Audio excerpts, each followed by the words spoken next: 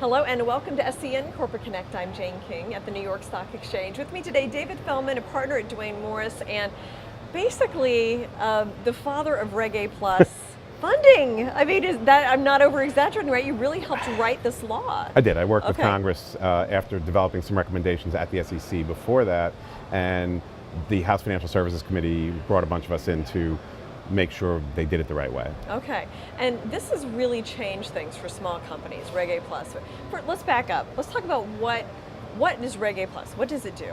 So it allows a simpler, cheaper, faster, more cost-effective IPO for a smaller company. You can only raise up to $50 million, so it's not for giant companies. And the SEC takes a much more hands-off approach, gives it very, very limited review, but they maintain a lot of investor protections, while it also allows you a bit more scaled back disclosure, a bit more scaled back reporting, and you have the full ability to test the waters with any potential investor. So you can do an online internet campaign for your deal that you're not allowed to do with a traditional IPO. It's kind of bringing Wall Street to Main Street. It's very exciting. Which I love. I mean, I love it whenever the general public can get involved in some of these things that have been limited to big banks for just so many years. Why did Congress think it was necessary to have a law such as this? Well, it was incorporated in the Jobs Act in 2012, where they were trying to find different ways to help smaller businesses.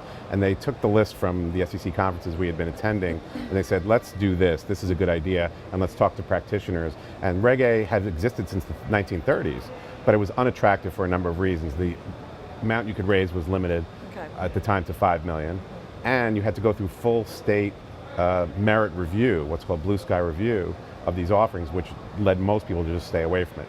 So in the Jobs Act, they raised the limit to $50 million, and they preempted blue sky review, which was huge.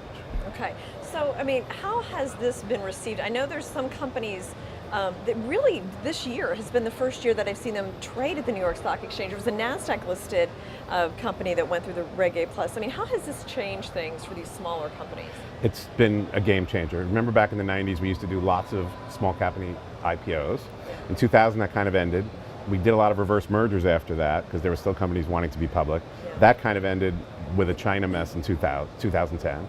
And then we turned to this, and it's offered an opportunity to come back in the front door of the SEC instead of the back door, which is what many have called reverse mergers. And the SEC encourages this. They're excited about it. They're trying to help companies get through it. And yes, last month, the first 3 Reg A deals trading on National Exchange, including my client Myomo, was the first one to trade here on the MKT. And they're trading well. They're trading above their IPO price and good volume.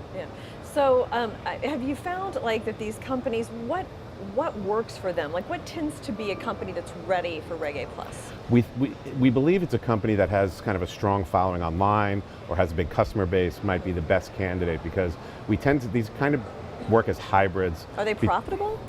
They may be, they may not be. May not be, okay. Myomo, my client, was not. They have small revenues, but if you have a strong following and you can bring kind of your own crowd and combine that with a traditional kind of retail offering for an IPO and some institutional money, that's how these are coming together. Okay, now you mentioned that there's less disclosure, kind of less burdensome paperwork.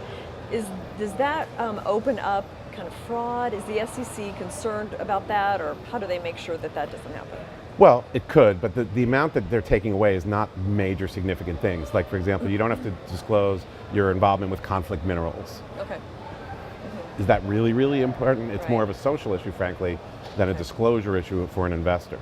And so they maintain sufficient amount of disclosure. In reverse mergers, you have almost none. So here you have mandatory, very thorough, detailed disclosure, full audited financial statements, and an analysis of it. So I think, yes, they're a little worried, but they felt that maintaining sufficient protections, but relaxing things a bit, would attract a lot of companies in. Some of the red tape, getting rid of some of that wasn't pertinent to the offering. Well, plus what the SEC has done, when you do a traditional IPO, you file it and they give you 100 comments, 150 comments, and it drags on for months. With these, we're getting 6 comments, 7 comments. So these are averaging 74 days at the SEC, which is tremendously quick.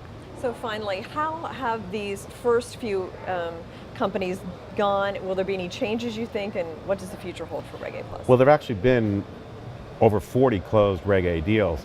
Very few are actually trading. A number of them are REITs that have raised tons of money and are not expecting to trade. We think the future is going to be a combination of anyone doing any IPO under 50 million is now going to start using this. Even if you want to take the traditional approach of just a traditional retail IPO, you're going to have faster review, so you might as well use Reg A. Then there'll be these hybrids that will have a crowdfund piece attached to them, and they may be more consumer products and things like that. Okay. And then you're going to have some of this real estate piece is a large component of the Reg A population right now. Well, it's fascinating, and congratulations, because Thank you. great when a piece of legislation can kind of help bring new companies to the market. And It was like that Schoolhouse Rock thing, you know, Right. I'm just a bill. And exactly. I followed it through, and it was a fascinating process. It really was. Awesome. Thank you so much, David, My for pleasure. joining us today and explaining that to us. And thank you as well for joining us on SCN Corporate Connect. I'm Jane King at the New York Stock Exchange. Have a great day.